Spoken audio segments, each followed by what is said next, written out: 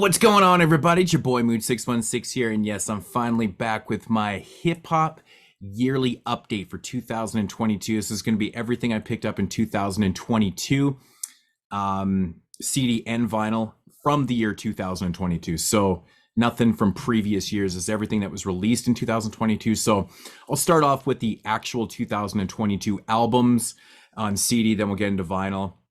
I have a Canadian stack of CDs and stuff to get to, and then we'll do all the old school issues and reissues and stuff from the boutique labels like Smoke On Records and Chopped Hearing, and of course 90s Tapes, among things, Southwest. Yeah, so there's a bunch of those independent stuff too that came out. But really good year for old school reissues and issues this year. Holy shit, man! Like 90s Tapes and Smoke On Records and stuff, they did a really good job with putting out a lot of really good things.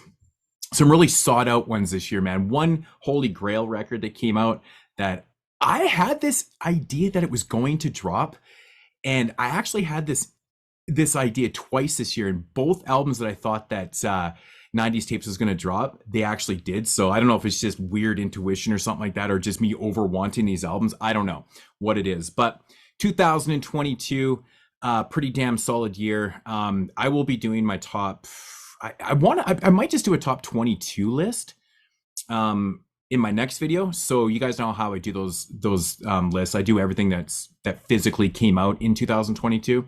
So everything that you'll see in the videos I'll actually own. It's just an easier way of doing it.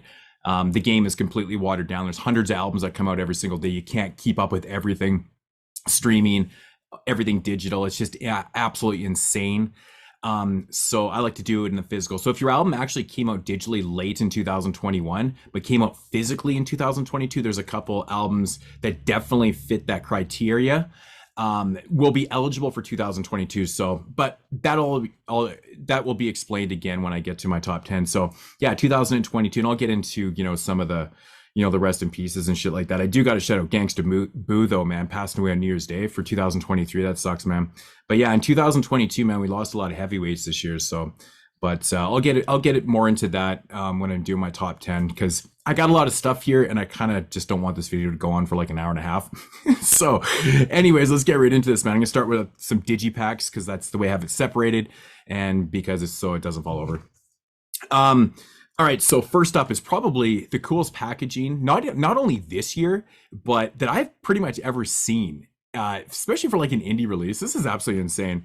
So we got the Boldy James and Alchemist album, Super Techno Bow. Like, this thing is designed like an old school Nintendo cartridge, like absolutely insane, super well done. I almost like shit when I saw this. I was like, this is really cool. Nintendo. I mean, come on, man. Here's the case. Looks like a fucking old school cartridge right there. Super Tecmo Bowl. Of course, here's the back. Kind of makes it look like it's a little bit rugged and shit. And of course, the disc is in the bottom, so it comes out like that. But yeah, this is really well designed. It's Boldy James and Alchemist. What can I say? It's short, but it's really dope. It's really dope. And I got to say, man, for packaging of the year, this has got to be up there, man. I mean, you just don't see a lot of this type of stuff anymore. I mean, you see a lot of press and promo kits and stuff like that are pretty cool, but this is just the actual release. Last time I checked, this was actually still available, which kind of blew my mind a little bit. I was a little bit surprised that this was still available for purchase, because I didn't get it right away. I got it just a little bit after it came out, and when I went there, it's like it shipped instantly, like absolutely instantly. So yeah, really good on whoever shipped them out, probably Alchemist, I don't know, but good stuff. So that's awesome. We got Nas and Hit Boy's Magic, which is fantastic, man. It's really good. This one obviously came out before King's Disease 3. And I think this was the best collabo to date at that point. This is really good. I was listening to this the other day again, it's just like there's bangers on here, man. Nas has been doing good, man. I wasn't the biggest fan of King's Disease 1. I loved part 2 a lot more, and then 3 I thought was the best one, but Magic and part 3 I think are like my favorite ones. I don't want to use the word term or best. I hate that. But like they're my favorite ones. But yeah, this is really dope. So got a track on here with Aesop Rocky and DJ Premier. It's crazy. Yeah. All right. So moving along here, we got Diamond D's new album, The Rear View, which I think is really dope, man. Diamond D, man. You know, it's crazy, man. Most people kind of consider Diamond D to be a producer. Like when I think of DITC and I think of rappers and producers and stuff, for some odd reason, I think of Diamond D as like a producer. But man, like, you know, he's a dope MC, man. And I mean, going back to Sun Splints and hip hops and stuff like that, I mean, we get it. You can rap. Pretty cool stuff though. It's not all produced by him. Knots produces on here. Who else produces? Drugs Beats. Brady Beats produces on here. Diamond does most of the tracks. Focus has a track. It's got this really interesting intro by Chris Rock talking about, and I'm assuming it's not like that old, but him talking about he didn't really know who Diamond D was and shit. I was like, the fuck? Yeah, so cool stuff right here. I really enjoy this. It's actually in my deck right now. I was just listening to it a little while ago. New Vinny Paz album, which I can't remember the title because it's like longer than hell. Tortured in the Name of God's Unconditional Love. Yes, Vinny always has those titles, doesn't he? Now, when this album first came out, I wasn't in love with it, man. I really wasn't in love with it. I thought it was good, like all Vinny Paz albums, really, from Jedi Mind Tricks up to, you know, everything that he's really put out has been good. Heavy Metal Kings, you know, but this one right here, at first I wasn't like in love with it, and then I listened to it a couple more times, like, oh, it's actually pretty good, man. He's really on point, the lyrics in this. Production, of course, by like Stu Bang is on here. C Lance, Bear One, who else does? Agar Oh No does a track on here, among guys. So, you know, it's the usual suspects for the most part. Not too many features on here. No, we got Ill Bill and Lord Goat. Big Twins. The song Spoils of War with Big Twins is fucking dope, man. Big Twins is so dope on that track. Thirsting Howell the Third is on a track, which is really cool. Corrupt is on a track, which is, I think Corrupt is freestyling that his verse, I swear. Method Man's on a track. So you got some interestingly different features, which is kind of cool. The track by Muggs on here is really dope. Vinny Paz's album. Let me know down below if you guys have heard some of these albums and your thoughts on some of these albums and stuff too. I like the feedback because you know, honestly, like I don't go on social media a lot, so I don't really follow what people are liking, what they're disliking and stuff. I really can't stand social media that much, so it drives me fucking bananas. And in fact, social media is like ruining artists for me. And I'm not going to mention any names, but there's a couple artists on social media right now that are like literally ruining their legacies for me personally because they just won't shut up. But yeah, the new Crisis album, Our Crisis, I thought this was a pretty cool producer record, man. Yeah, the track with Evidence on here is really dope, man. You got the Away Team, which is cool. De La Soul's on here. Busta Rhymes, Pharoah Monch, Cyrock and Rap City. That's a cool track. Dell is on here among names. Lots of cool cats. A very different type of lineup on here. I thought it was cool. Again, you know, I didn't really see much action on this one. I'll go on every once in a while and kind of peep around and stuff, but I haven't even really listened to this. I actually just got this in the mail yesterday, and that's the new Kev Brown and Darrow Jones album. I believe that, yeah, Kev Brown is just doing the beats on here and Darrow Jones is rapping. I kind of peeped this out earlier this year, but it was like back when it came out, so it's been months, so I got to go back and re-listen. Like I said, I just got it in the mail, so there's a lot of tracks on here, 20 tracks. So, but I love this artwork. It's simplicity at its best. I think it's just dope. It's cool stuff. The new Action Bronson record, which is called Crocodillo Turbo. I always say that wrong. It was Crocodillo Turbo. Fuck. I like this. I thought this was actually pretty good, man. You know, Action's been very hit and miss with some of his, you know, his albums and mixtapes and stuff that he's done in the last few years. This one I thought was pretty cool, man. It's got some really weird artwork. It's like upside down and backwards, and I don't know. It's interesting. But I did enjoy that. I thought that was pretty good. Benny the Butcher, Town of Talk 4, which is solid. It's solid, you know. I'm not like the hugest Griselda fan in the world. I do like Benny. He's definitely my favorite out of the group. The thing with Benny for me though is like he's like a one note dude, man. Like every song is like literally about the same shit, man. It's just crazy. Got good beats though, man. I like his flow. He's got good beats and shit. It's listenable. Um, but he doesn't have a wide range of topics and themes and stuff. I mean, I've heard other people say this, and I've always thought that since the first few years he was making his moves and stuff. I'm like, man, you got to change it up a little bit. But this is solid. This is really solid. I really enjoyed this one. Tana Talk 3 is like amazing, so good. But this is solid too. Zeitgeist by Elzai and what's her and Georgia Anna Muldrow. This is dope, man. This is really, really good stuff. I was not really anticipating like what this was fully going to be. I wasn't really too sure what I was getting myself into, and it's really laid back. It's jazzy. It's soulful. It really does work. Elzai is just a master, man. Like he's such a good lyricist. He makes anything work, man. Like his solo shit too.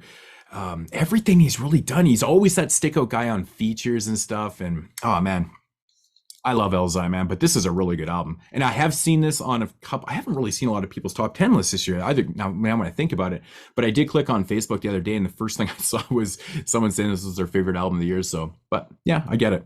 Zeitgeist, guys, whatever. Danger Mouth and Black Thought, Cheat Codes. Man, I actually saw someone saying the other day that this album was trash, but you know what? It's fucking online shit, man. Who cares what people say, man? But I just thought that was like the word trash is just so hardcore because like it's like so far from trash. I mean, anything that Black Thought is on or is produced by Danger Mouse is not going to be trash. I mean, these are masters of their areas. Black Thought is one of the best to do it. Danger Mouse is an insanely diverse producer, not only in hip hop, but in rock and other genres and stuff, which is pretty cool. But this is really good, man. We got some MF Doom on here. Rest in peace to Doom. A$AP Rocky again, Run the Jewels on here. Conway. Joey Badass, which I never got a chance to peep out Badass's new album. Was it 3000 it was called this year? I never got a chance to hear it. Raekwon's on here, which is cool. But yeah, this is really solid. Really, really solid stuff. Had to do it. Love me Large Pro. He's like one of my top favorite, absolute favorite producers of all time. I think Breaking Atoms is one of the greatest production feats in hip hop history. I just love the way he flips the samples on that record. Love that album so much. But Large Pro Beats Volume 3. Man, the last one that came out was probably like 15 years ago at least, but this is really dope. It's Large Pro. It's like vintage Large Pro, man. It's awesome shit right here. Wifey got me this for Christmas. She always got the good taste, man. Yeah, this is solid. If you like instrumental records, super, super dope stuff. I'm pretty sure this came out in 2020. It says 2021. I'm pretty sure it came out in 2022. At least it did for me. But this is a group called Long Story Longer, and it's Swifty McVeigh from D12, Roscos, Mark 6. Yeah, I think that's how you pronounce it, and Yuckmouth. Yeah, I honestly don't know where this came from. I didn't even know much about it. I just kind of came across it and I was like, that's a really interesting combination. Now, Yuckmouth only shows up, I think, on 4 tracks on the record, though. So there's 10 songs. Most of the guys, like Swifty McVeigh is like on every track, along with Roscos. They do most of the record. And then, yeah, Mark 6, I think that's how you pronounce it. And Yuckmouth, they're here and there. It's kind of a shame because I like Yuckmouth and it's, but this was not bad. This was actually kind of like a weird sleeper record. I'm going to have to look up the release date. It probably came out digitally last year in 2020, but the physical definitely came out this year. At least it did for me. So, but yeah, very interestingly odd group. It's just weird thing I came across. KRS is one. I Am an MC. Are You 1-2 album. Now, man, so this album, man, me and Jay, we reviewed this earlier in the year, and it's one of these weird kind of misguided, like unbalanced records. And what do I mean by that is like KRS One sounds hungrier than ever on this record. You got to remember, he's like 30 years into his career. And KRS One, he can do some good on the mic, man. He can rip some shit. But this album, for some odd reason, he's just tearing fucking tracks apart. The beats though are like from time to time are sometimes so bad on here, it's laughable. There's a song on here, I can't remember which one it is right now. It's straight Casio. Like if you had a Casio keyboard in 1987 it probably contained the sounds that are on this beat on this track. It's hilarious. Some of the beats aren't that bad. They're not overly the worst things in the world, but some of them are. So it makes the beat selection super unbalanced on the record. But he sounds so hungry that you almost forget about the beats that you're listening to because he's so good on it. Yeah, I don't know what got into him on this one, but it's like, man, I got to make up for the weak beats or something like that. But it's totally listenable. It's like he kills this shit, dude.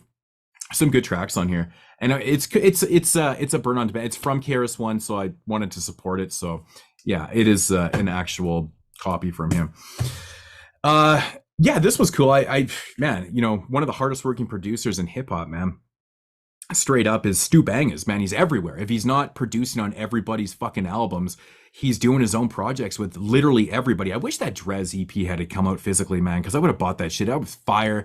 And like, I'm gonna add to it that everyone else has been saying. I wanted more from that album. I really did. Or from that project. I know the point was they were only gonna do a small little EP, but it would have been super cool to maybe do some more because it was short, but it was good. So Capadonna, Stu Bangas, third chamber Grail bars. I thought this was actually pretty solid. It's not like the craziest thing in the world, but it does what it's supposed to do. It's got some bangers on it. It's got some good features. It's got my boy Self-Titled on there, the Rubik's Cuban, Ill Bill's on here, Planet Asia. So it's got like, it's got Sick Jack, and I love all those guys. Like, I'm a huge Sick Jackin' fan, so it's pretty cool to see those guys show up on here. Capadonna, I've always liked him when he's on good beats. Like, that's the thing. Like, if you ever heard a Capadonna record on shit, like, it's just so damn boring. But Capadonna's pretty good. He's good. He gets a bad rap in the Woo, being the affiliatedness, but because people are always unsure if he's like part of the Woo, is he not part of the Woo? I think he's actually been officially instated as the other member of the Woo, man. It's crazy, but yeah, so that's pretty cool. Stu Bangas records, like, some of them are available for purchase, some of them aren't. It's like, it's annoying actually, because some of them are really good and you just can't get your hands on them. Another producer album, Sealance's The Undying Flame. Look at that fucking dope ass artwork right there. That is that's Fly God shit, man. Good shit. It's Sealance, it's like Stu Bangas. He works with a lot of the dopest underground MCs and, MCs that are in the game right now. You got Apathy and Self-Titled on here, Crime Apple and Vinny Paz. You got fucking Smooth and Husk Kingpin, Ari the Rugged Man, Mirrors. Mercules is on here, Big Twins and Evidence. I love that track. By the way, Big Twins had some good features this year. Reef, Black Poet, Ill Bill, Snack the Ripper. You got Stoop, which he just does an interlude on here, but Stoop appears on this record. Lord Goat, Recognize Ali, Sick Jack and Mad Child. That's an interesting track. I was like, that's crazy. Daniel's Son, Canadian. Terminology, Esoteric, Slain. Like, fuck, it's just, all the cats, man. I guess I didn't really have to name them all, did I? But it's dope. It's dope. Again, when I first heard it, I was kind of like underwhelmed by it a little bit. And then I went back and listened to it and I was like, oh shit, it's pretty good. So I got to keep listening to your records, man. Sometimes they just don't work at first. Maybe your expectations are a little bit maybe higher than the record is giving you, but yeah, it is what it is. I had no idea this was coming out. I actually came across this randomly. I was searching something else and this came up, and it's the new Remedy album, Remedy meets Wu-Tang. I'm not going to get into the whole Remedy Talib Kweli thing. I'm just not fucking doing it. This was actually better than I thought it was going to be. I just picked it up on a whim. I'd heard most of these records. I didn't blind buy a lot of stuff. Like, I will check them out. But this one right here, I was like, it was so cheap. And I was like, you know what, man? It's got Ghostface Killah, Inspected Deck. It's got Conway, Capadonna, Method Man. It's got all the Woo guys, man. Solomon Child's on your Street Life, Master Killa, the RZA, Trife Diesel. I already said him. Shaheem is even on here. Like, it's Killah Priest, Woo members, the main affiliates and everybody. So I was like, shit, dude, this is actually pretty cool. It's not bad. There's a song in here, Crazy Eights. It's got like 8 guys on it. It's pretty cool. It was okay. If you like your Wu-Tang affiliate stuff, I'm sure everybody knows who Remedy is. Yeah. Yeah. What's this? Sankochia. I can't pronounce the fucking name of this album, but Crime Apple's new one. Well, one of his new ones. I think he's got a couple of these anyways. It's really short, but good. Production all over the place on this one. That's the thing with these albums, man. Like, I try not to get these albums that are like, classified as albums, but they're like 21 minutes. It's like such fucking bullshit. Man, 90s EPs used to be like 35 minutes. This was good though. It's Crime Apple. If you're a fan of Crime Apple, you pretty much know what you're getting yourself into. It's kind of on par with what he does usually. So, not to say too much about it, but yeah, it's what it is. We got Soul Messiah's God Complex. This was really fucking good, man. This was really good. Lots of great fucking artists on here, man. We got evidence, of course, it's Rhymesayers stuff, right? So yeah, I can't remember when this actually, if this just came. I know I got it. No, I fucking pre-ordered this, but yeah, it's from Rhymesayers, so you're gonna get evidence and all the cats on there and stuff like that. Combative's on here, Cyrock, everybody's on here. Mirrors is on there. Really, really good stuff, man. I was really impressed with this. Overall, solid album. Production is really good from Soul Messiah. It's really good stuff. So I highly recommend. That was pretty cool.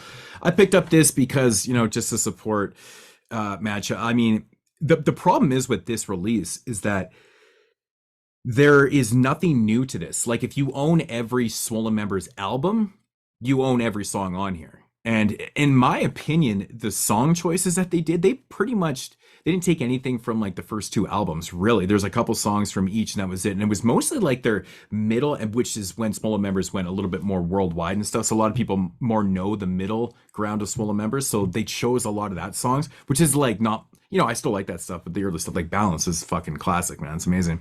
So yeah, just a great hits album. I just picked it up. It was really cheap. It was like $10. Double disc. It's got like, I don't know, like 20, 30 songs on it or something like that. 36 songs. It's pretty crazy. So if you're a fan, and you don't own all their albums, probably give us a shot. Definitely pick up Balance and Bad Dreams because you're not getting a lot on there. In fact, I left off some of my favorite songs, which is fine. It is what it is. It's a greatest hits album. Didn't really need to do it. It's money I didn't need to spend. This was another one I randomly came across, and I was like, shit, man, I'm a big fan. So like, I had to pick this up. I'm a Whale, man, from Wild Child. Crazy, man. Wild Child dropped a new fucking album this year. I was like, damn, crazy. It says 2021, but I'm pretty sure that is maybe the digital date. A lot of these albums have digital dates on them. But yeah, it's got some Guilty Simpson on here, some Roscos, Murs, Sadat X, Tumex is on here. Fuck has Tumex been? Georgia M. Muldrow's on here. We got Pos, Big Daddy Kane, Stacey Epps. That's a crazy track right there. But Wild Child, man, crazy shit. Then we got the name of this group, I believe, is they just did it Flying High. Yeah, LMD, Flying High. So yeah, right there. Oh, I got hairs everywhere. Yeah. So it's like Madlib, Elemento, and Declaim? Yeah, that's who it is. So all produced by Madlib on here. Got some DJ ROMs, J-Rock's on here, which you'll see something from J-Rock soon here. This was actually really solid. I didn't really know about this album at all. Like, it just kind of came out of left field for me, but I was like, oh man, this shit's all produced by Madlib. I'm like, that's fucking nuts. So anything produced by Madlib, I'll be checking out. So this was solid. Kind of fell underneath the radar for myself anyways, but it's good stuff. Into some Droog stuff. Wolf on Wall Street Part 2, which came out this year. Part 1, which is also part of this release. Actually, they put both volumes on here, which is pretty damn cool that it wasn't two separates, because they put out Part 1 on vinyl, which I do have, and then they dropped the CD with 1 and 2, which is pretty cool. And they're both solid. They're both really fucking solid. So, with Droog and God Fahim on here, it's just really, really good. I'm so glad that they put these on one disc, because they fit like very, very easily. Fuck, I got like fucking hairs everywhere. Sorry, I look like shit. I was at the gym earlier and I'm just like, oh, God, fucking scruffy, and it's been a busy couple weeks. We got some more Droog here with Yod Wave. Oh man, he is on this EP Yod kick right now. Every album is Yod something. Actually, come to think of it, I actually have one of the albums in the mail right now, which just hasn't shown up. I don't know what the fuck's up with that. It's been taken for forever. But this was solid, man. It's got Makami on there, God Fahim, Brothers. Very, very short. It's EP, not albums. These are actually considered EPs. I think this thing only runs like 20 minutes. It's ridiculous, but it's good stuff though. All right, so that's going to do it for the Digipacks anyways. Yeah, that's it. All right, continuing along with the Droog, we got Yod Stewards, which is really cool, man. Yeah, I like that. I like that play right there. It's pretty awesome. This was really dope, man. Really, really good. The thing I'm liking about these themed EPs is like the storytelling in these is crazy. And just theming it out to like a specific person, like the Yodney Dangerfield one, that's the one I actually have in the mail right now. I just haven't got my copy yet. But it's really interesting, man. Like this, obviously this is Rod Stewart, but it's Yod Stewart. But yeah, the storytelling in these and the beats and stuff, like he's, you know, the production on all these is different. It's crazy. Like he's been working with a lot of cats and just putting in a lot of work, dude. Like I don't know how he does it. It's fucking insane. It really is crazy. So here's an example of an album that digitally came out late last year, and then the vinyl and CD physically came out in 2022. So it'll be eligible for me in that space bar. And I explained this last year because this reason why I never made my list last year, I believe, because it was digital and I'm doing my physicals and stuff like that. But Spacebar, this is a full-blown album and it's fucking phenomenal. Another really good themed out album, very spacey. This is awesome, man. If you're a fan of Droog, man, go after this shit. It's really dope. Some more Droog, like ridiculous. This is amazing. And that's Time. And I believe this also physically came out in 2022. I'm gonna have to check a couple of these dates. But I'm pretty sure this is the reason why I didn't have either one of these on my list last year. At least I don't think I did. I don't know. Somebody, if you guys watch my list, correct me if I'm wrong. But I know, like, I know definitely the vinyl came out last year. Or I mean this year, and the digitals were in 2021. So yeah, anyways. But this is a dope album. Time. Really, really good stuff. Really fucking good stuff right here, man. Got ASAP Rock, got some Elzai on here, Blues on here, MF Doom with Dropout Boogie, which is insanely dope. Please listen to my Jew tape, man. The storytelling in that track is crazy. It's really good. So more Droog on point. Got the new Apathy in. I ordered it straight from Apathy. All produced by Stu Bangas. Again, putting in that damn work, which is fucking crazy. I don't know how Stu, like, he just sits around and makes, like, he must be in a studio 24/7. That guy puts out so much stuff, quality stuff too, you know? But this is pretty solid, man. And he's got great features on here. Pharoah Monch, Jadakiss, Sick Jack and Black Thought, Esoteric, Self-Titled, RJ Payne, produced by Stu Banga. It's Apathy. You know what you're getting, man. It's good to see Apathy, you know, do a project like this, because I know he's into the real estate game and he spends a lot of time doing that, which, you know, good for him for doing that. But to, like, you know, to do a straight on full-fledged project with somebody and really focus on it and stuff. And yeah, it's definitely a lot better than his last record, in my opinion. This is really good, though. I enjoy it. And it's called King of Gods No Second.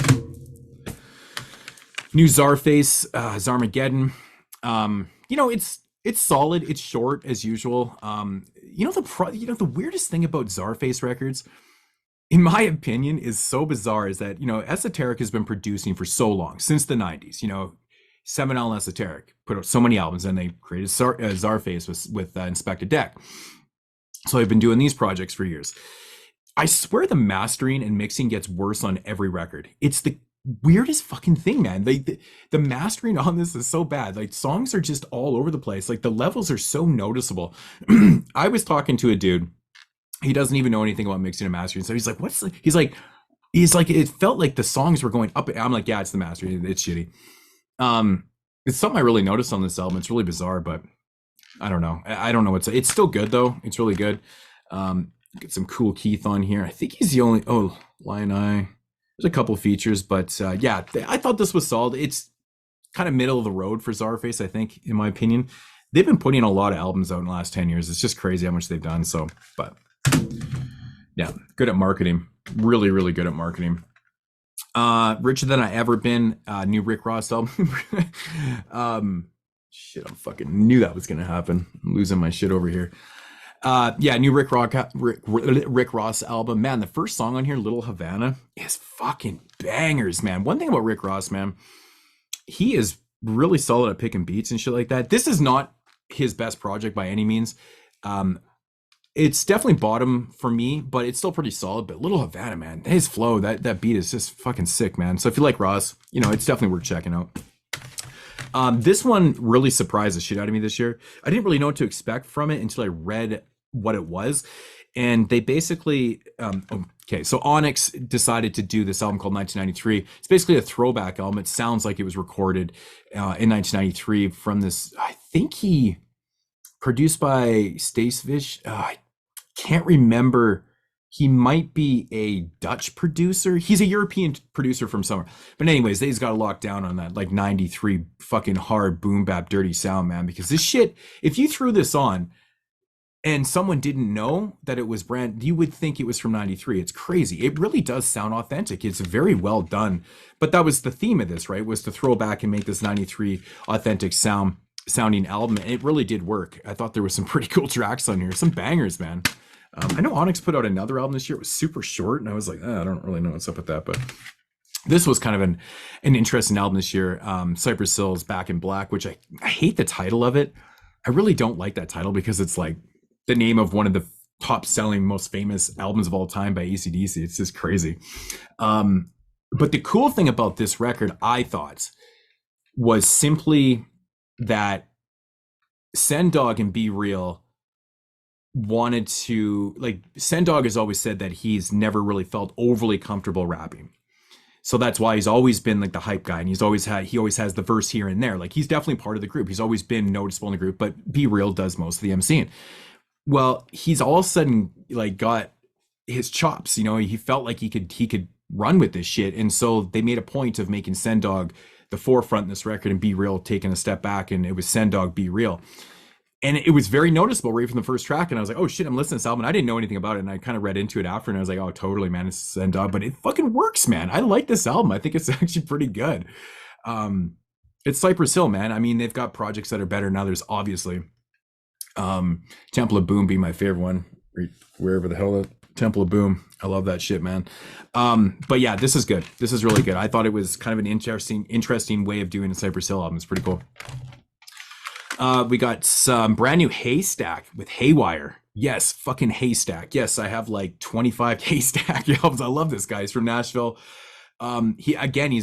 He's one of these guys that like he always picks really dope beats, and I like him on the mic. He's really cool. So apparently this is part one in a new trilogy. This guy always puts out trilogies and shit. I think I made a joke the other day in a video, and I said, where the fuck is Bubba Sparks? He actually has a feature on this record. It's crazy. Really, there's only 2 features, but he's not really known for having features. He doesn't put a lot of features on his records and shit. And he always does these full length, like 60-minute albums and shit. But fucking Haywire, pretty cool, man. By Haystack. The best, or you go from the best packaging all year to pretty much the worst. I'm really sorry about the glare, guys. I can't really there's something about this room, just the way the lighting is. I can't help it. But there's nothing to see. The new Kanye West Donda record is literally just blank. It's not even original, which really annoys me. I couldn't get into this, man. I really could not do it. There's some tracks here and there that I thought were decent, but I could not overall get into this, man. No, I mean, I'm not saying it's horrible. It just wasn't really for me, man. And honestly, man, I like Kanye West. Don't get me wrong. I like a lot of his music, most of his music, to be honest. This one right here just felt so disjointed. I don't know. There's something off about this record. If you guys have heard it, let me know your thoughts on it down below. Mount Westmore. I think it's just actually self-titled, isn't it? It's like just actually called Mount Westmore. Yeah. So, of course, we know it's Snoop, Ice Cube, E40, and Too Short. Literally 4 ridiculous legends in the game. I mean, between the 4 of these guys, they have so many gold and platinum records. It's like insane. Is it phenomenal? No, it's not. This would have been an amazing record back in the 90s, right?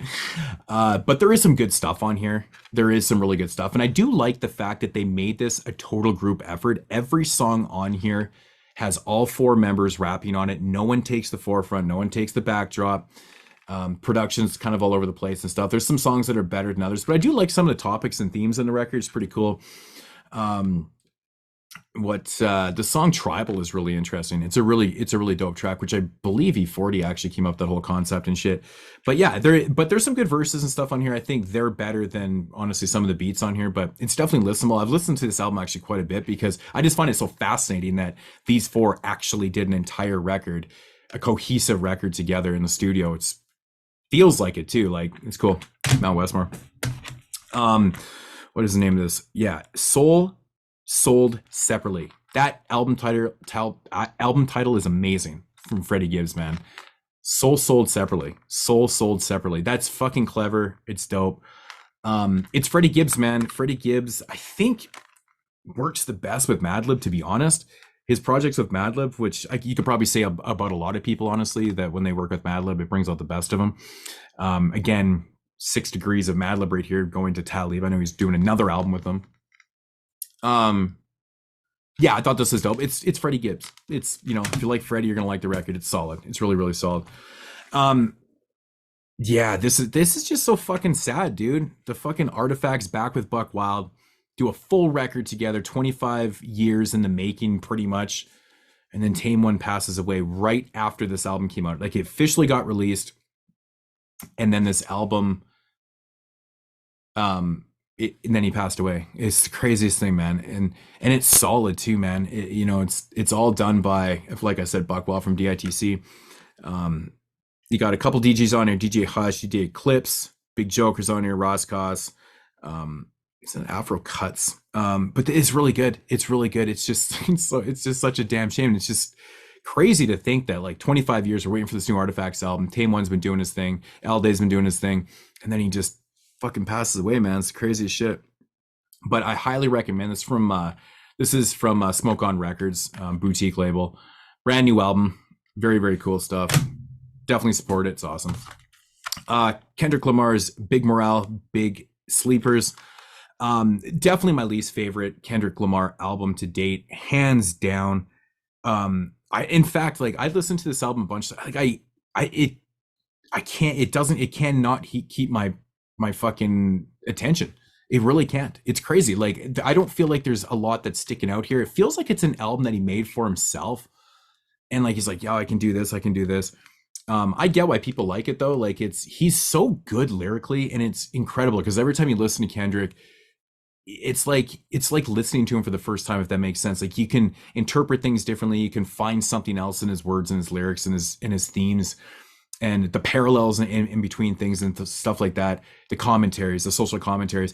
He's incredible at what he does. He's really, like, he's a true artist. He really is he's a really good writer. I don't know. It's something about the beats on this, man. They just they don't hold it for me. I find it so exhausting to listen to. It's crazy. But yeah, I mean, some artists just do records like that's what they do. Then we got Kenneth Masters and Bofat, A Life Less Ordinary. This is from Chopped Hearing, original of 2022 release. I believe it's like a brand new album. This is really fucking dope. Bofat beats. Doing his thing this year, man. He's done a lot of albums. That guy puts out a lot of work too, and he's kind of like the unknown version of like Stu Bangers and like Static Selector. Static Selector always seems to do like a million things every year too. But Bofat Beats, man, has done his thing this year too. He's done a lot of projects. I'm assuming a lot of them are official. This is really cool with Kenneth Masters. I highly recommend this. Really fucking dope project. Love that one. One of my favorites of the year. The pseudo-intellectual property rights here. This is amazing. So fucking good. You got to hear how they some of the samples that they use and how they flip them and stuff like that. It's a really cool themed album. I can't stress enough how fucking dope this is, man. If you have been watching my channel for the last few years, you know that Pseudo Intellectuals have become like one of my favorite groups, man. Everything they drop is just amazing. These guys are so clever. They're so much fun. They put up, you know, the dopest music. It's got so much replay value to it. But yeah, this is really good from Chopped Hearing Records. Also, this was really dope, man. The new Pusha T, which I can't even remember. It's almost dry. Yeah, new Pusha T. Really good, man. Honestly, man, Pusha T, is he like really ever done anything bad in his career? Like, I like all the Clips records, and like, I don't know, man. Like, everything soul that he's put out and shit has been really good. I don't know, man. He's just good. He's just got like that ear for beats. He's fun to listen to. This is really good though. It's good stuff. Good production. I think there's some Kanye on there. Had to grab it. I think there was a couple tracks on here I didn't have, but these were like dirt ass cheap, and that's Eminem's Curtain Call 2.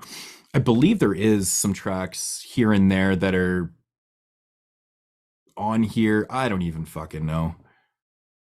Something like that. But yeah, it's Eminem. It's later Eminem, so some of the stuff is very hit and miss. Some of the stuff my kid loves. He loves that auto-tune shit, man. I'm just like, oh god. But yeah, it's the latter part of Eminem's career, so it's what you're getting on here. Whatever. Speaking of both fat beats, Taimo Demku. This is really dope here. What's it called? 6 Million Ways to Die. Choose 2. Really good stuff here. Man, there's so many features on this. It's just ridiculous, man. We got Conway, Shane Noir, Shabazz Disciple on here, Smooth the Hustler. Fuck yeah. Planet Asia, Benny's on here, Busta Rhymes, Big Twins again, which is another dope feature. 38 Spesh, Shaheem, and Big Shook. Like, what the like? It plays out like it looks like a producer album, and so many features on it. I think there's only one track on the album, something like that. But yeah, good album, really good stuff right there. So, you know what? I'll get into I'll show off some of the vinyl before I get into the Canadian. Actually, I got a couple kind of mid-level albums here that I'll show.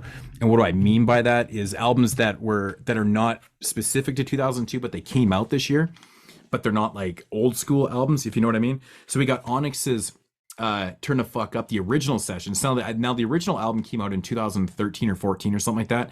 And so this just got released in 2022, and it's like the original recordings for the album.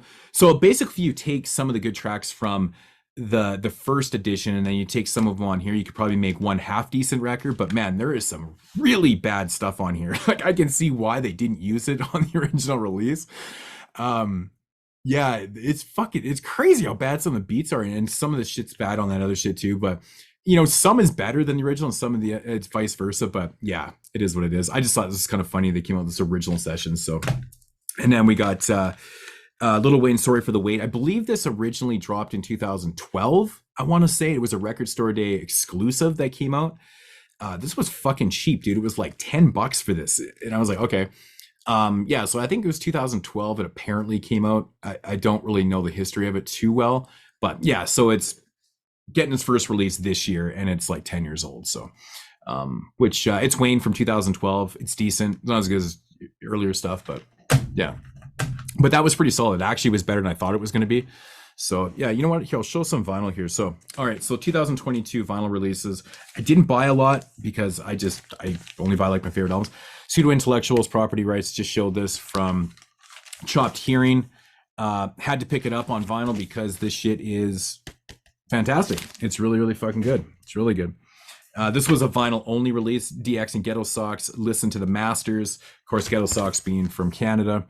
Really fucking dope album right here. We've got some interesting features on here too, man. We got Sky Zoo on here. We got CL Smooth and El De Sensei on the same track. We got fucking OC and Mocha Only on a track. We got Tachichi on here. He's another Canadian MC. Timbuktu is from Canada. So you're going to see the regular Canadians on here too and stuff. But fuck, man, this is really good. Good kind of throwback 90s sound and stuff right here. And I've always liked Ghetto Socks, man. He's really good. Really good stuff. So that was a vinyl only release. I think this one is only vinyl also, I want to say. And that's Matlock's Coffee and Cannabis. This is really interesting. Probably not going to be for everybody, but it's a very fun listen. I don't know. I like grooving to this record, man. It's pretty fucking cool, man. Really good stuff. So if you know anything about Matlock, check out Coffee and Cannabis. Gotta love that. And then yeah, so this one only came out on vinyl this year, and I was a little bit afraid it wasn't going to get a release. I was actually thinking it wasn't going to. And I was just kind of searching around one day, and I was like, what the fuck? I saw someone was showing off this, and I was like, I didn't even know it actually got a release. I was looking all the time for it, which really pissed me off. And that's Five Dogs Forever album, so vinyl only. I think this is really good. I know some people have their mixed opinions, but you got to remember, like, most of this record was actually recorded before he passed away. That's why it sounds so cohesive. Like he's doing ad-libs on a lot of tracks and stuff like that. They had to fill in some gaps, so obviously, but not much. A lot of this was recorded over a period of time before he passed away and stuff. So it's good. You can kind of feel like it's still post-human, but it does feel like it was mostly recorded or put together while he was alive. So rest in peace to Fife, man, from my all-time favorite group, Tribe Called Quest. This is a dope release, man, from J-Rock. A Wonderful Letter. It's like half instrumentals and half like features and stuff. We got some Elemento on here, and fucking Cool Key's on a track, man. A lot of like the second half of this kind of feels like 80s kind of throwback, like West Coast, like Egyptian Lover type thing and stuff. Actually, Egyptian Lover is actually on a track, so that does actually make complete sense. I don't know what the fuck I'm talking about. Of course, it sounds like Egyptian Lover. So that track, but there's a couple others around it that kind of have that feel to it, which is really cool, man. It's kind of got that 80s, not like dance, you know what I mean, like that electro sound from the West Coast, like that Egyptian Lover shit. If you guys are familiar with that, but like the first half, it's very hip hop. It's very hip hop. It's very good stuff, and I believe that's only on vinyl too. I could be mistaken. And then of course I did get Droog Spacebar on vinyl because I love this album. And yeah, you know, I'm kind of at that point now where I just can't buy all those little EPs and shit on vinyl because they're like $50 a piece, dude. And I'm like, you're getting like 20 minutes of music. It's ridiculous. And of course, I got Time on vinyl, also from 2020. Deuce. Fantastic. I couldn't recommend these two albums enough. They're really worth your time. Really good stuff. Droog never seems to disappoint, man. He's always solid as shit, man. All right, so getting into a little bit of a Canadian stack here. This first one, I guess, is considered to be kind of a throwback. This was never released. It was released first time in 2022, and it is Mocha Only's Summer 2002, Volume 1 and 2. So this was music, two albums that he'd recorded in 2002 worth of music, and it's, you know, it's Mocha Only doing his thing, man. It's fantastic. It's really damn good. Like 20 tracks on one and 26 on the other, and it's just like, it's just so consistently good. It's like every song is just bugging, man. It's crazy. So I guess it's kind of a throwback. It's 20 years old already, but 2002, man, it's crazy because like I met Mocha Only so many times in Vancouver when I lived there around this time. So he would have been doing this shit like while we were doing a lot of Swollen member shows, a lot of hanging out at the clubs, a lot of, you know, Alexander 7 and stuff like that, and the Selvin Alexander and shit like that, the hip hop club back in these days. So that's actually really cool. I thought it was really neat that it was from 2002. I was like, that's awesome. All right. Swamp Thing's new album, Noise Machine.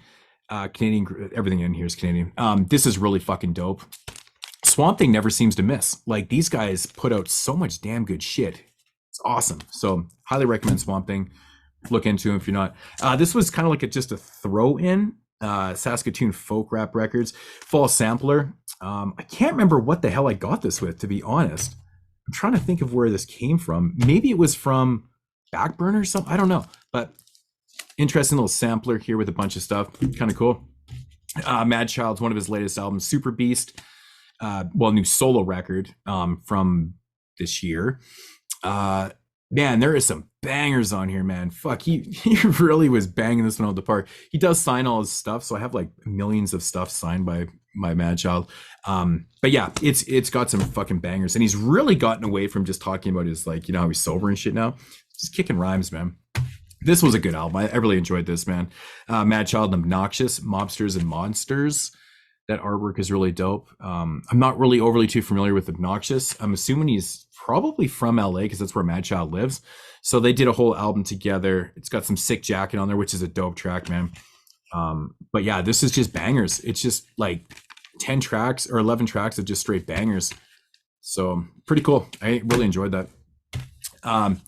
Pipskid. So Peanuts and Corn is back this year, man. McEnroe's been putting out some projects. So this is the first album he's produced for Pipskid, I think, in like, fuck, I want to say 20 years at least, something like that. So a really nice day. Not my favorite Pipskid album. I felt like he came a little bit quiet on some of the beats on here. All the Pipskid stuff back in the day was really good and stuff. It's very political. But I just feel at times like some of the content wasn't really fitting the beats as well. But it has all the usual bosses on here, like DJ Honeycutt's on here. We got Gruff, of course, Bird of Prey, all those guys you expect to see. So for the three people that are watching this right now that actually know about Peanuts and Corn, not penis, I don't know how many times I said that and people are like, did you just say penis? No, Peanuts and Corn. Label. So this guy, McEnroe, Big McEnroe, he's the guy that owns the label. It's been around for like 30 years, tons and tons of albums. So he doing this project called Penny Raps, and he was basically putting out like all these different I think one project every 3 months kind of thing. He does have an instrumental one I haven't grabbed yet. I actually kind of just forgot to.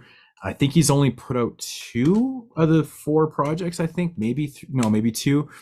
But yeah, so this is Penny Raps. This is really dope, man. Really good. McEnroe dropped something last year too. His beats are so like, they're so digital, they're so video game sounding and shit. Like he's got different styles on everything. This is actually really cool, man. I really dug that. And then we got this other McEnroe album featuring YY. Eight Quarters, which I thought was really cool. Another alumni member, YY, of course. He's done tons of stuff on Peanuts and Corn, but that's really good too. Oh man, the legend himself, Mathematic, is back with No Division Part Dukes. First one was good. He's classic from Down to Earth. That group is amazing. His first album, man, is fucking classic. Those are probably two of the best Canadian albums you might have never heard before. And like hip hop albums in general, they're just fantastic.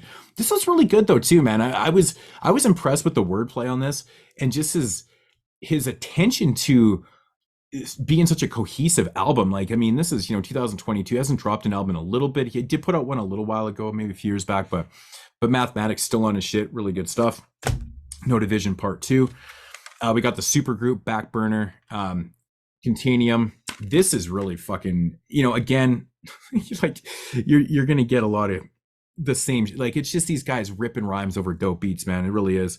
Ambition, Beat Mason, Chokules. We got Frank Deluxe, Fresh Kills, Ghetto Socks, Jinsu, 333, Jay Busy, Jesse Jandersley, More or Less. Minister E. Peter Project, Salvian, Thesis Sabbath, Timbuktu, Uncle Fester, we're like there's just so many fucking people on here, man. It's just ridiculous. But that's the core group. Like there's like what 12 or 14 members or something. It's ridiculous. It's like the whole hip hop scene in fucking Halifax. It's ridiculous. This is really good. It's the third album they put out. Good stuff. Speaking of Wordberg, part of Backburner, his latest album, which is called Bergonomic. And again, it's him being a dork. He's very dorky. He raps and punchlines. He uses a lot of metaphors and a lot of similes, metaphors. Just very dorky video game, comic book raps, just life shit. He's hilarious. He's actually really fucking funny. Some of the shit might come off being corny, but it's pretty fun. Production's really dope from Beat Mason and Timbuktu's on here. Fresh Kills, shit like that. Backburner stuff, really good. This was really dope, man. The Thrust OG now. Canadian legend. He did two albums actually with Both Fat Beats this year. The second one is vinyl only. I haven't picked that up yet. I kept forgetting to grab it, man, but it's really good too. And this one's called It's Like 1994, and it does. It's again meant to kind of sound like that. Both Fat Beats on this one are very 94 sounding, which is really cool because it sounds dope, man. It sounds very authentic. It's very cool. A lot of features on here. A lot of features. Pretty much, it almost feels like a group album. There's so many features on here with the same people over and over again. But I really enjoyed this. Highly recommend this. Good stuff. Then we got some Be Ravenous, Ghosts of Beckingham. This is the first. This is the first volume. Yeah, so he did 2 volumes this year. Be Ravenous. This is really, really solid, man. Really good stuff here. So volume 1, and then here's volume 2. Or Ghosts of Rockingham. What did I say? I don't know. Rockingham. I don't know what the fuck I'm talking about. Ghosts of Rockingham. This is part 2, or volume 2, I should say. Again, you got Wordberg on here. Tachichi. Ghetto Socks is on here. It's, Canadians, man, rocking with each other. But this is really good too. This is fucking dope, man. Buck 65 and Tatichi album. Oh man, there's some dope ass tracks on here, man. Really, really good stuff. Buck 65 back doing non-experimental stuff. I know he's going through some life stuff, divorces, and he was just going through a lot of shit, so he wasn't really recording. I know that's when he was doing a lot of experimental stuff too. He was having a lot of problems, like in his personal life and stuff. And then so he's back doing some straight hardcore, like hip hop, not hardcore, but boom bap shit. It's really dope, really dope. This is an album I didn't really know much about. It's by a cat named ES. You Want a Piece of Me. I just randomly came across this and I checked it out and I was like, oh damn, that's really good. What caught my attention actually is Elzai has a feature on here and I was like, oh shit. So I checked out the track and I was like, oh fuck, that's really good. So yeah, ES, You Want a Piece of Me. Not really, I don't really know much about the guy, where he's from and shit. I can't remember actually. It's been a while since I've actually looked into it, but this is really good Canadian shit. Then we got some Mickey O'Brien here. Hello, my name is Mickey O'Brien. Shift Change. He's been hit and miss for me in the past, but this is I thought this was really good, man. There's some really good stuff on here. Got some Prem Rock on here. Decisive. Oh yeah, I forgot. Ultra Magnetus is on here too. So yeah, there's some interesting cats. So Mickey O'Brien's Shift Change. And we got DJ Moves. Pam Greer's Kids. The album's literally called Pam Greer's Kids. Kind of reminds me of like a Felt thing. I'm surprised I never did one to Pam Grier, actually. That's kind of funny. It's funny, man. This album starts off with the worst song on the record. You're just like, what the fuck is this, man? And then the whole album is just like bangers and bangers. It's fucking crazy. Tatichi's on here, Black Poets, Jeff Spaghetto Sucks. You got Kush on here, Epic. Yeah, Epic appears on here. I actually put out an album on Chopped Hearing last year, which is pretty cool. So yeah, this is really good, man. There's some good stuff. But yeah, I can get past the first track. I just don't understand why I put that on there like that. It's crazy. It's just not a good opening track. At first I was like, I don't know about this shit, but then it worked out. It worked itself out pretty good. So, all right, so let's get into the old school albums, boutique labels, reissues and first time issues, whatever you have not. So we'll start off with 90s tapes right now. So we've got the Starving Art Click, Starving Arts. I believe, fuck, I can't remember all the years on these, man, like mid 90s shit, whatever. Maybe it's later 90s. It might even be 99 or something like that. Starving Art Click. Yeah, it's funny. These things are like all labeled because they put out like digipacks now. Well, this one was only digipack at the time, but now they got jewel cases, tapes, vinyl. So there's like 4 or 5 different releases now. Awesome. Starving Art Click. This is fucking dope. Really good shit. I believe it's originally came out in the early 90s or the later 90s. I think that's when it is. I can't remember when the album was supposed to. I know the group, but yeah. Then we got, of course, more Dysfunctional Family, which is amazing how much of this stuff has been released by, Chopped Hearing and, and fucking 90s tapes and stuff like that, but Mixed Emotions. Yeah, I believe this was like a shelf thing from I don't know. I can't remember all the dates and the shit, but Dysfunctional Family, very sweet. Mixed Emotions, dope shit. It's just awesome to see all this stuff finally coming out, man. I don't believe this ever had a release, so that's kind of cool.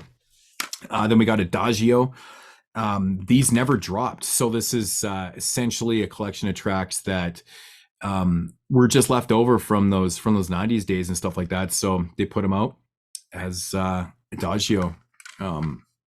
These never dropped. Fucking dope, man. I think French duo. It's good shit. Oh, I got this sitting here too. Actually, I'll show that one. That's it. Then we got the brand new one that just came out, Example. This is really dope too, man. It's really short. It's like an EP from Example. I actually didn't know much about this. This is one of the releases. I was like, shit, I don't really know much about this. So there's like 6 tracks. It actually descends itself. Maybe 7. I don't know. Maybe the intro counts as one too. I can't remember. Man, these tracks are fucking dope though. The songs are pretty long though. I remember being like 5-6 minutes a piece or some shit, but yeah, this is really good 90s boom bap. Really good shit, man. So I picked this up. I already have the original CD of this, but I picked this up for the bonus tracks, which is like a few bonus tracks on here. I'm just crazy like that. I didn't really need to do that, but I wanted to because, I just want to support. And that's Mood's Doom album. Awesome. I love this. I love this album so much, man. It's just amazing. Like everybody knows Karma. You hear that beat and you're just like, oh, fuck. But the whole record, dude, man, so sick, dude. The vision, everything is so dope on here. But yeah, Mood Doom, picked up that from 90s tapes. Shades of Black. Yeah, which is dope because this is some Canadian shit that it's pretty awesome that they're releasing these records, man. Yeah, so DJ Grasshopper. Man, there's Freak Shows actually on here. That's a group out of the West Coast.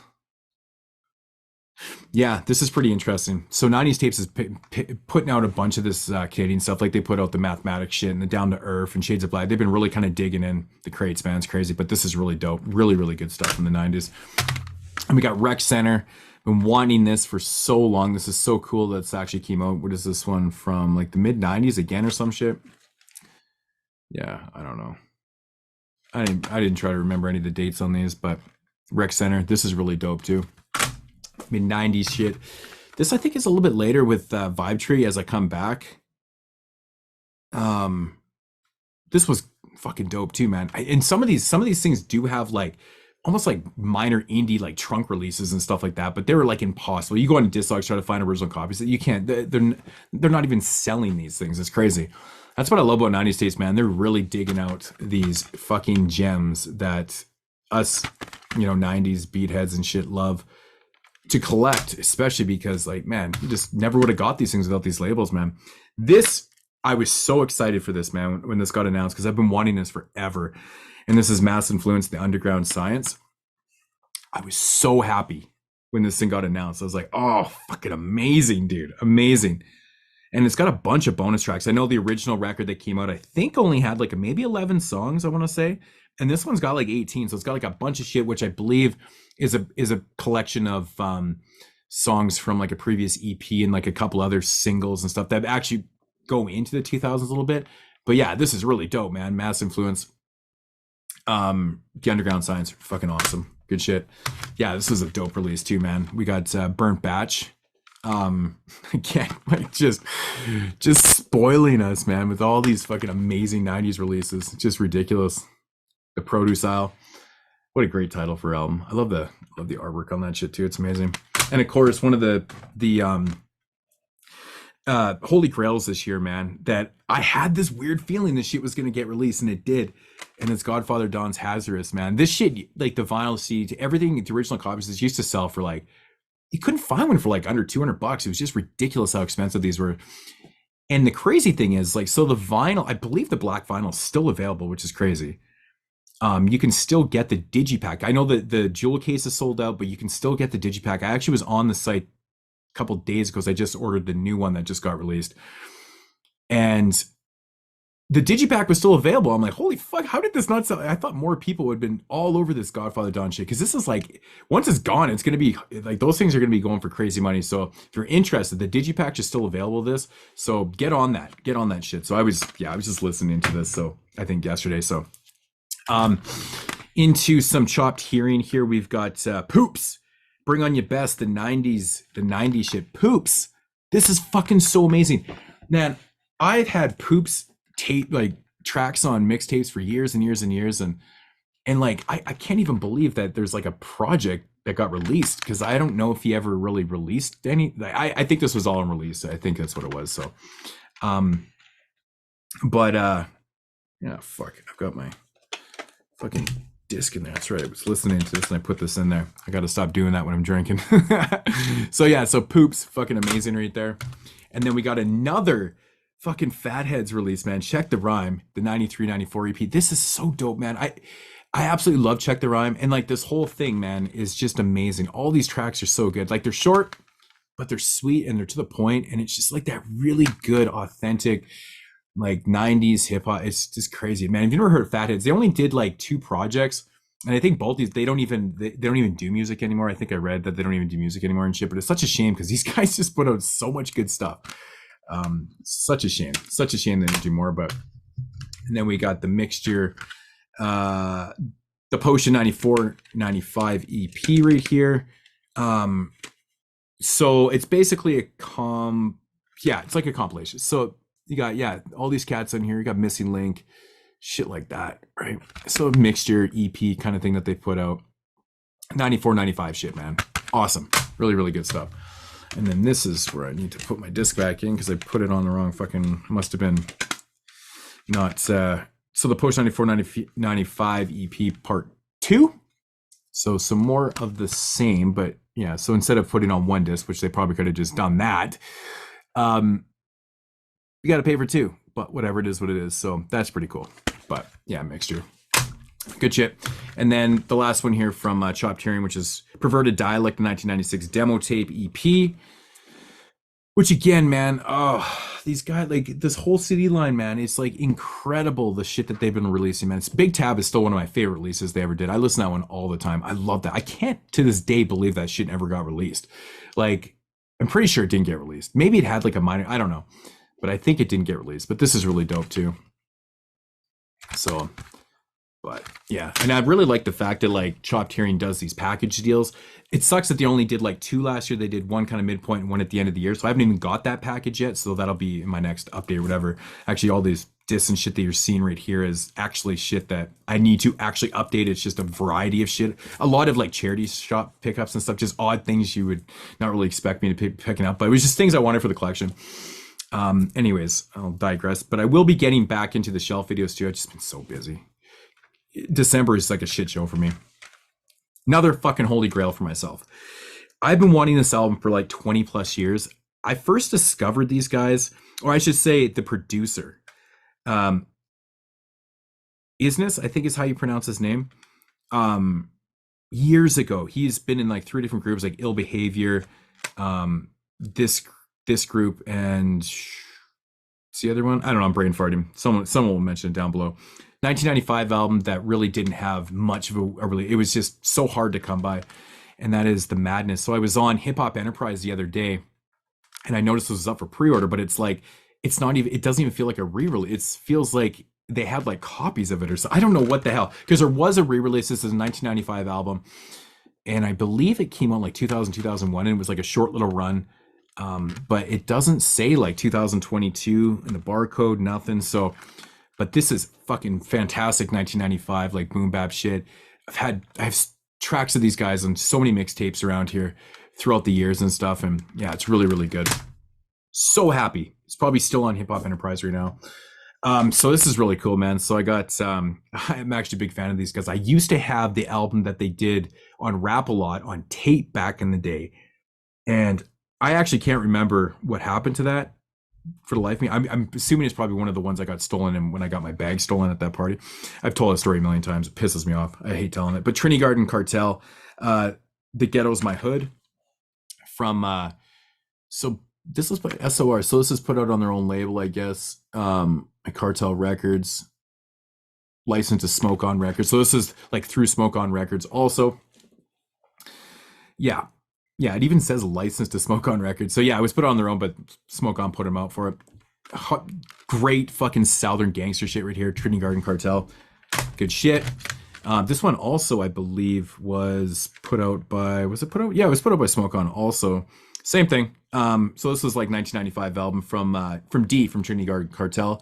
Straight Texas hoodlum. Some more just straight fucking gangster shit.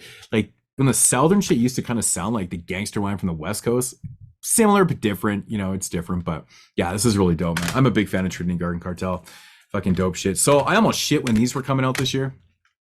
I don't know why I put those there. I have more Smoke On stuff too, but so I almost shit because I've been wanting these. I have this dude's first album that I've had since like day one, and like these two albums I could never find in Canada. When they came out, they just weren't available to even order. This is like pre-internet shit. And by the time the internet came around, eBay, all that type of shit, they were out of print. Couldn't find them. They'd gone for stupid money. Yeah, so they got re-released by, I think, his estate, right? Because, you know, Seagram has passed away now, so Seagram's Records. So this got re-released. Reality Check.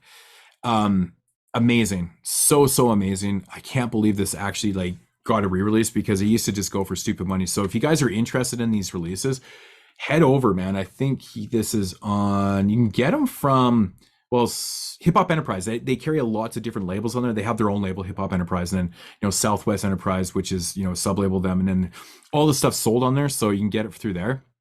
And their shipping's not that bad. It's actually really not that bad. It works. They're expensive, but they're gonna be cheaper than paying for you know, the original copies. And you know, it's nice too. I think this one's kind of the same, but the other one I'm going to show actually has a bonus track, which is really cool. So, but Gangsters and Players, man, with Too Short, of course, Seagram being from Oakland, it would make sense to have Too Short on there. From, I believe this was 95, I think it was when it originally came out. I think it was 95, something like that. Yeah, I can't remember. And then this was released post-human, but I think it was mostly done before he passed away, and that's Soul on Ice. Or Seagram, Souls on Ice. Souls on Ice. So this one does come with a bonus track called Real G's, which is really cool. The recording's a little bit rough. It's you can tell it was definitely left off this album. It was actually produced by Seagram and stuff. So, but again, really dope album. It's got Yuckmouth on here, again from Oakland. We got fucking Spice One from Oakland on here. We got Scarface, Sleeping on My Nikes. We all know that song. It was the lead off single. I think it was actually even on Scarface's My Homies record. So really dope shit, man, to have these Seagram records. I'm just so happy that this came out. Another holy grail for me, man. This is one I've always wanted. I think the album cover is hysterical. This is one of my favorite album covers, I swear, of all time. If I were to do like a top album covers, like this is one of my favorites because it's so funny, man. It's just funny. And I always wanted this shit, man, because I'm a huge Ant Banks fan, and everything that Ant Banks has produced in the 90s, I love. I just love everything he's done. Everything from like fucking Pooh Man to fucking, you know, to Too Short's work, to Spice One, to everybody that Bad Influence, to everybody that he's produced for. So I knew he'd done like five tracks on this or something like that. And this one was always going for crazy money, and that's 187 Fact Not Fiction. But look at this album cover. Like, Dude, they're in bathtubs riding in the bay. It's fucking amazing, dude. Yeah, 1997. And 97 has a lot of fucking good albums, man. This one's dope, dude. It's like that West Coast fucking Bay Area shit. It's dope. It's really good. But yeah, Ant Banks does like, I think he does 5 beats on the record or something like that. But yeah, anyways. Another one I've been wanting for a long time. I think this one came out in 1995 originally. There is a release you can probably find around. I just didn't want to pay those Discog prices, and that's Earthquake 9.9 Richter scale. Yeah, I've got, yeah, 1994 this one originally came out in. Yeah, it's some fucking hard shit, man. It's good though. So it's another one released on this Hip Hop Enterprise. So yeah, and I believe this was released on, yeah, this is Hip Hop Enterprise, but on the Southwest Enterprise, so like the Southern label, whatever. And it does tell you like this is limited to 300 copies. That's the other thing about these things; they're all limited to like 150 to 300 copies. So if you don't get them now, like they're gonzos. But Earthquake, good shit, man. Yeah, good stuff. Happy to have that right there. We got some more Hip Hop Enterprise, and we got some Abflex, Canadian dude. So another release from Europe from a Canadian dude. I actually ended up grabbing. I already grabbed a couple Abflex albums this year, and I was like, and then they released this earlier in the year. I was like, holy fuck, this is the year of Abflex. This is dope, man. Late '90s, just straight boom bap. Really, really good record, man. The extended edition, so it does have 5 songs or something like that. Five extra songs on it, but it's really good, man. Really, really good. I believe he's from Toronto, Southern Ontario, I believe, something like that. But yeah, this is amazing. Really good shit. Oh man, this is so this release fucking. I was so happy to get this, man. But No Dose, Ready to Detonate from 1992. Yeah, it's funny how some of these albums they say limited to 300 copies. Like this one is limited to or whatever. But yeah, the one guy in this group, he actually passed away, I think, before this album got released. I think that's how it goes. I'd have to read up on that again. But yeah, so it never, I think it got shelved or something like that. It's kind of like a KMD thing, man, with Sub Rock. But yeah, this is really good. That 92 shit, man, it's pretty funky and fun. But yeah, these are the type of albums that I'm just like, bro, like I need those. That was really good. No Dose. Some more Hip Hop Enterprise. This is not. Oh, this is actually one of the. Okay, so yeah, so Ready to Roll, the EP, dope, really, really dope shit right here. Drug Game, the real hip hop, man. Oh, some dope tracks on here. But yeah, it's short, but we got some instrumentals and stuff, which is kind of cool. So that's really dope. And I believe, yeah, again, it's like mid 90s, something like that. This one I had no idea about. I actually had to look into this one, and I was like, I just saw that it was from 1991, and I was like, oh shit, that caught my attention. I'm like, damn, what the fuck is this? It's very political. It's like hard political. It's kind of like in a sense, it's like a Paris, like a little bit harder, but super political. It's kind of got that, almost like that Black Power energy. It's like it's very political street stuff is what it is, but prohibited by law arraignment, marked for death. I mean, right there by that title, that name, everything, you can tell what this one's going to be about. It's really good. I'd never heard of this. This was one I was like, oh damn, I have no idea about this one at all. I believe this did have an official release back in the day. It was limited to 300. Probably just went under the radar, got swept. It was probably out of print by 92. So that's pretty cool. Some more early 90s stuff, which is really cool. Here's some more Smoke On record stuff here, and we got Tucka the Headhunter Man, Tucka the Hunter Man, Concrete Jungle, 1995. I did pick up the vinyl last year, but the CD came out this year, so I'm showing that right now. Really good stuff. Kind of like, if I had to compare him to somebody, he's kind of like Nine. He really was. He was like another version of Nine in a sense.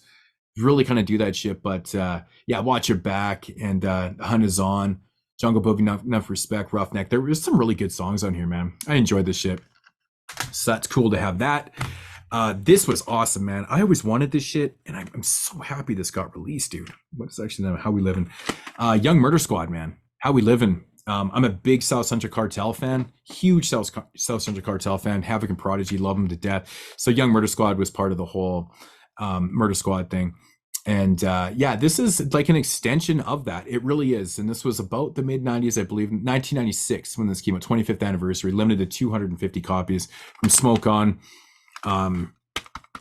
Good gangster shit, really, really good gangster music right there. All right, so getting into the last two for the CDs from Fat Flava Records. And if you know what Fat Flava Records is, they put out like three releases. They're actually a hip hop releasing company from Russia. Now, the funny thing is about this is that I picked up this one right here from Soul Party called The Backyard. And this is amazing. Like, I actually am so stunned. So I don't know if this ever had a release or whatever, but it was originally done in 1992. And this shit is really good. Like, if this had had the right promotion in 1992, I mean, it's really hard to say because 92 is a really solid year. It has so many amazing classic records stuff. But I think it would have been noted in certain parts if it had the right, push and stuff, because this is really good, man. I was just floored at how good the production was on this and like how well the whole album it was like a really stable record. It was really good.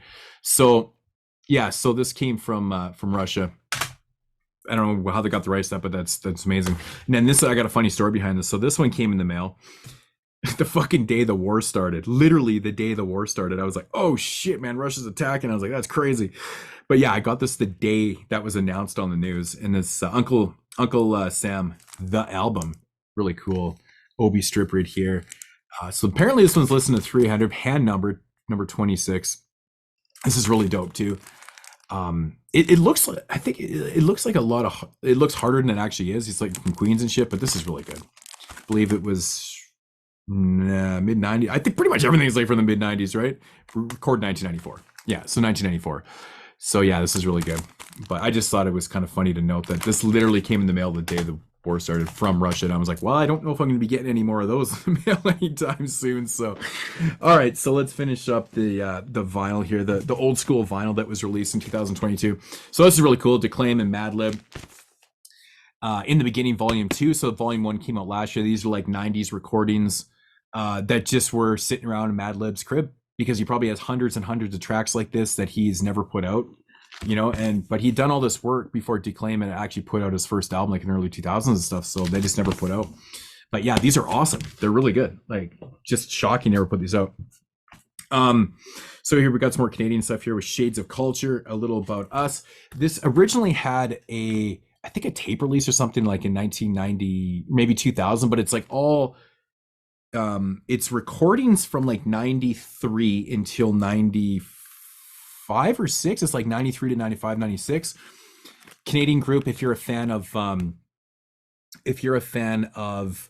like the Far Side and shit, especially with the earlier stuff, you'll love these guys. It's like very much like that. It's very fun. It's a little bit more up tempo. It's really good stuff, man. So it's Revolution, D Shade, who a lot of people in Canada probably know who D Shade is, probably from his solo stuff. He's done songs here and there on compilations, and DJ Storm. But yeah, it's really good. It's like basically a compilation of like a lot of recordings and shit. But yeah, this is awesome. So they did put out an album, I think in 2000. I have the CD of that, but this one was only released on vinyl. Limited to 100 copies. Oh yeah, so limited to 100 copies, which is insane. I got number 43 of 100. Return to Analog, Canadian company. They got a couple more releases coming. I know they're releasing Thrust's album, and they had done the Rascals last year, Cash Crop, and they got something else coming out, like some more Canadian stuff. But yeah, this is just awesome. Get up on that shit. Maybe it's still available. I don't know. I've been waiting so long I used to have an original copy of this, but this honestly sounds way the fuck better. From VMP, Public Enemy's fucking Fear of a Black Planet on double vinyl, double colored vinyl. And this is one of those albums, like having it on a single record is ridiculous because there's so many songs. Like the compression was bad. It just always sounded bad. This sounds absolutely fucking amazing. It's really good. Like, oh, I was just blown away at the sound on this, man. These guys do such a good job with the releases. The records are solid, colors are good, but presentation, Obi strips, everything. Fear of Black Planet, probably the best version to get out there for sound quality. Speaking of the best version, this shit like blew my socks off, man. This was crazy, dude. So I've had multiple copies of this album throughout the years. It's my favorite group of all time. It's like my second favorite album of all time. And the records have never sounded like this. This is crazy. So the Low End Theory. So this was put out, these are 12 inches, right? So you play this at 45 speed. It sounds so incredible. Like it's like a different experience, man. I've never heard this album sound like this before. It's crazy. Like the low ends are there, but it's so like it's got the highs and like it's clear and it's like low and it's just it's like like the way this thing was pressed up, the way it was, I don't know how they did it, to be honest. This shit is amazing. This is what you want for the low end theory. It's like really, really good. Yeah, I can't recommend this enough. This is really dope. I think it's colored too. I can't even remember if it is or not. Fuck. I don't know. I don't really even give a shit. But yeah, I don't think it is actually. But so getting back to 90s tapes, I had to grab this. I have the original CD, so I didn't grab the CD or the Jewel or the Digipack or whatever. But we got Real Live, man. The Turnaround, The Long Way to Trauma, K-Def. Oh, dude, Larry O. I love this album. It's like mid-90s, like 1995. Just K-Def awesomeness here. I think did Marley produced on here too, right? Executive producer. I think he produced on here too.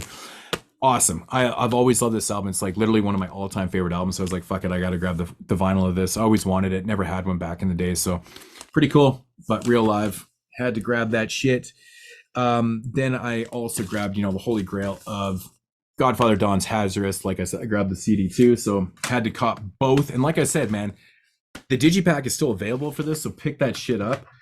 But yeah, just the fact to go from, am I really going to spend $200-300? No, to getting, still expensive copies, but like not discog prices, out of print prices. But I can't recommend this enough. Sounds great. And yeah, last up for the update here. I think that's everything I got. I'm actually still waiting on a few things in the mail, but I'll just put them into the next updates or whatever. And yeah, this was kind of cool. I never actually had a copy of this on vinyl, which is insane, but I'm not sure who released this actually. Phase One Network, I don't know, 2022 release, but it's on silver vinyl. It sounds really good too.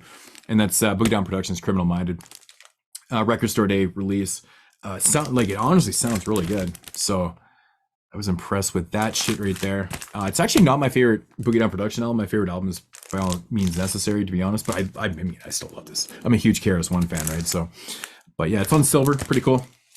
And that is going to do it for the update. I have no idea how long that went on for. Not a clue. So, but anyways, yeah, I'll be back with my top album video next, and then we'll get back into the shelves and stuff. And then this update right here, this is just shit that I'll probably end up doing an update. And I'll probably like before my top albums, I'll probably show just a couple other things I picked up, like that's not music related, just like random Funkos and geek shit. Like, I'm a dork.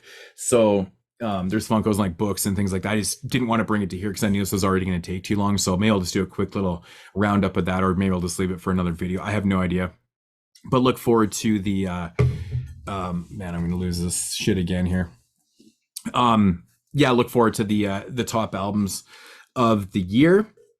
So let me know what you guys think down below. Maybe, let me know what some of your favorite albums that they are and shit like that. So